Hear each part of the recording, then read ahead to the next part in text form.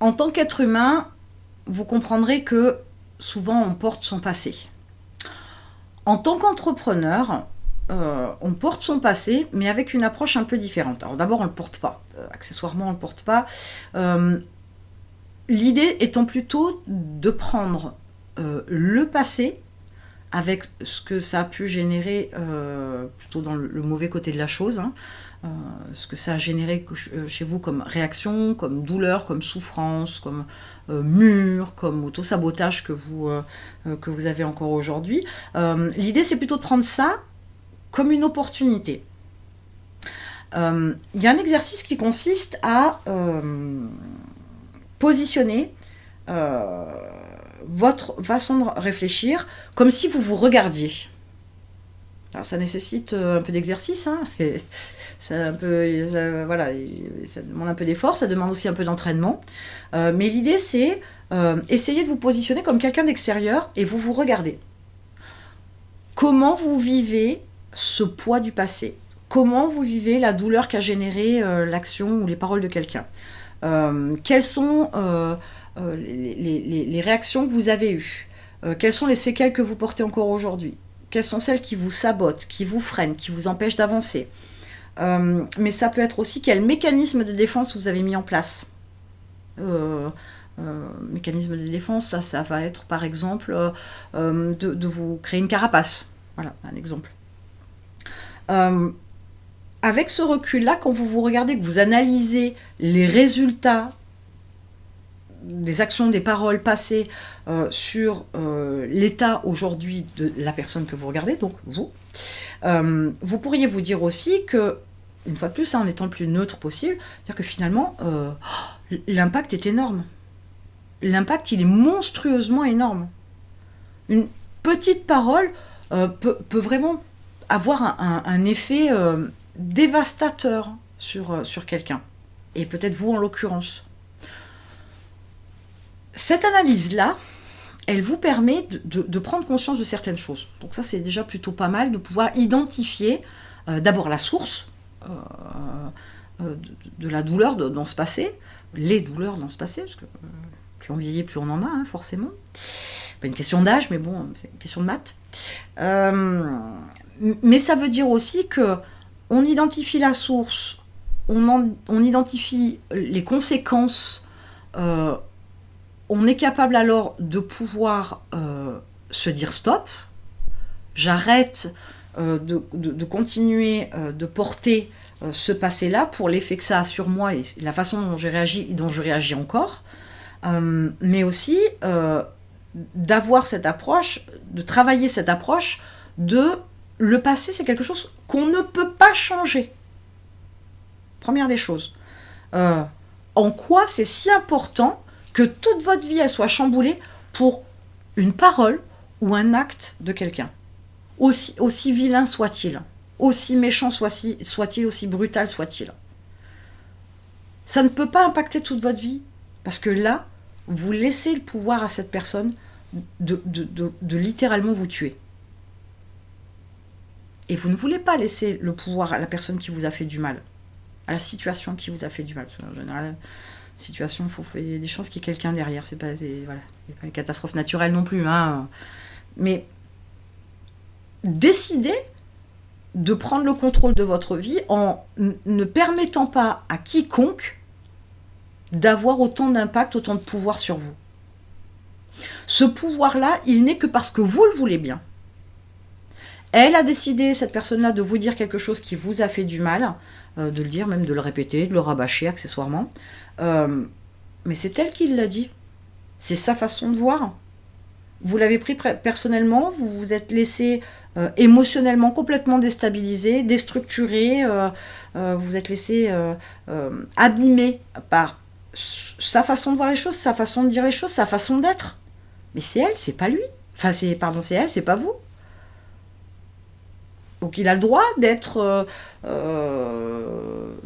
entre guillemets, c'est pas très joli, mais il a le droit d'être violent, physiquement comme verbalement, il a le droit de tout sur le principe. C'est sa vie, c'est sa façon.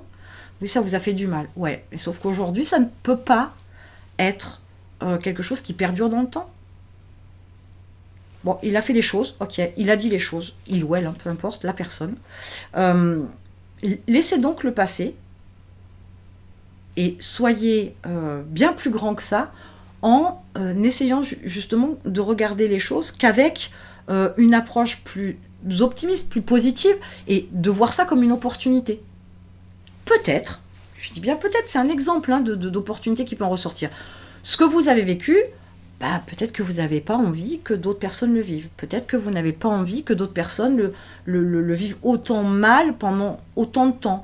Peut-être que vous voudriez sécuriser certaines personnes. Peut-être que vous voudriez, je sais pas moi, je vais prendre un exemple un peu plus sympa quand même, le divorce. Voilà.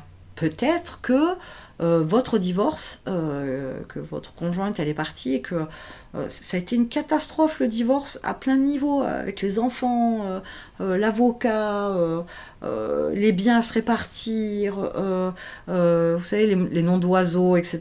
Donc, peut-être que non, et que ça vous pèse encore depuis bien trop longtemps.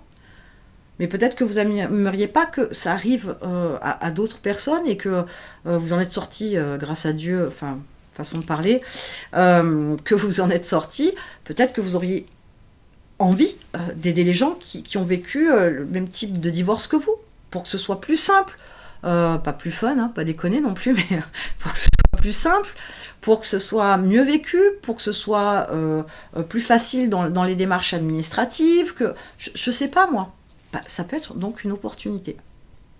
C'est un exemple d'opportunité, de choses pas très sympas que vous avez vécues, de choses de votre passé qui vous font du mal encore aujourd'hui, qui vous sabotent, qui vous coupent l'herbe sous le pied, qui vous freinent. Tout ça, alors on n'est pas dans le monde des bisounours, hein, je vais bien, tout va bien, c'est pas facile, hein. C'est simple à dire comme ça, mais c'est pas facile, ça nécessite une fois de plus de l'introspection, de la réflexion, de poser les choses, d'en discuter autour de soi, de pas rester surtout pas sur votre vision à vous, parce que de toute façon votre vision elle a été erronée dès l'instant où vous avez laissé le pouvoir à l'autre de ruiner votre vie. Donc, avec ce que vous avez vécu et qui vous fait encore souffrir aujourd'hui, il est important de savoir que vous pouvez en retirer quelque chose de bien, quelque chose de positif, quelque chose de constructif, même quelque chose qui vous permettrait de monter un business ou de développer même votre business. Même si c'est deux choses différentes, c'est dans deux domaines différents, on peut se servir du passé et en retirer une opportunité incroyable de trouver une autre approche, une autre vision qui pourrait vous aider à développer votre business. Mais des exemples, je vous dis, j'en ai tellement. J'ai eu un coaché qui a perdu un ami d'enfance. Il y a quelques années de ça, il s'est suicidé, personne n'a rien vu.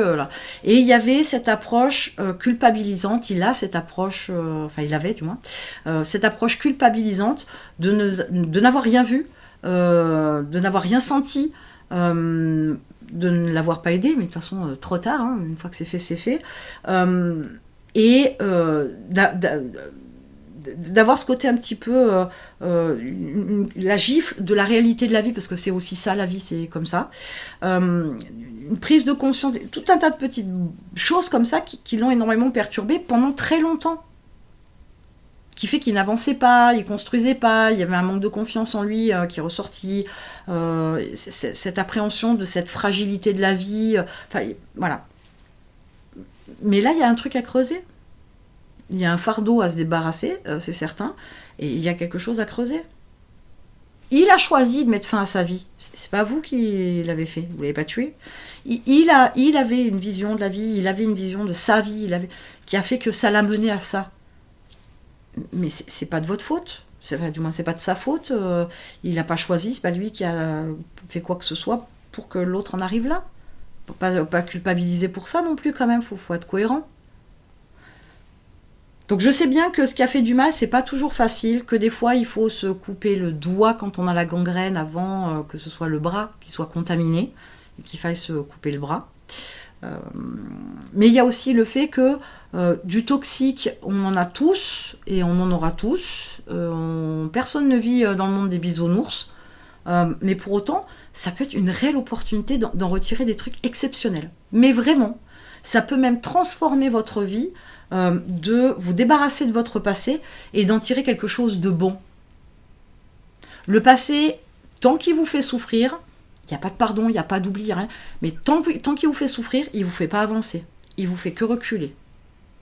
Donc à vous de voir si vous voulez continuer à rester au même endroit, à continuer à laisser le pouvoir à l'autre ou aux autres de vous faire du mal, et à vous de voir si vous n'avez pas envie que ce soit, entre guillemets, quelque part pour la bonne cause. Une souffrance qui vous a permis d'en retirer quelque chose de positif, à implémenter dans votre vie ou pour aider les autres, peu importe, on peut le voir sous divers angles, mais que ça soit bénéfique et pas destructeur. Maintenant, il y a du boulot, hein, je pense. Donc, faites le point. Il ne faut plus que vous ayez des pensées négatives et encore moins que ça vienne du passé.